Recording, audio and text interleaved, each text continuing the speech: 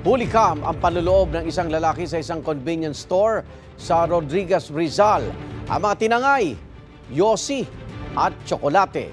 Tinanggi naman ng suspect ang pagnanakaw. Kaya unang balita si Bea Pinlac. Sa unang tingin, tila namimili lang ang lalaking ito sa isang convenience store sa barangay San Isidro, Rodriguez, Rizal. Pero ang lalaki, ninanakawan na pala ang sarado ng tindahan. Lumusot to sa kisame ng madaling araw. Yung empleyado ng isang convenience store, nung pumasok daw sila doon sa kanilang convenience store ay nakita nila lang na kalat-kalat yung mga paninda nila.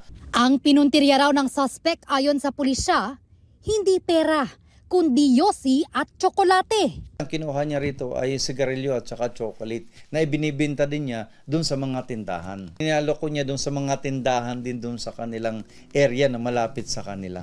Mahigit 5,000 piso ang halaga ng mga ninakaw ng suspect. Sa backtracking ng pulisya at tulong ng isang saksi, naaresto sa follow-up operation ang 21 anyos na suspect malapit sa bahay niya sa barangay San Isidro.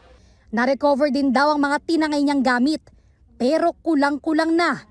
Ang suspect, dati na raw may mga reklamo sa barangay dahil din sa pagnanakaw ayon sa pulisya. Itinanggi ng suspect ang pagnanakaw. Wala po, hindi po totoo yun. Sa korte na lang po yan. Sa korte na lang po magsasalita.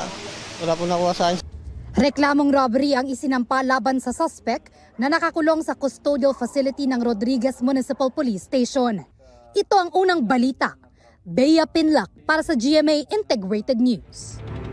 Igan, mauna ka sa mga balita, mag-subscribe na sa GMA Integrated News sa YouTube para sa iba't ibang ulat sa ating bansa.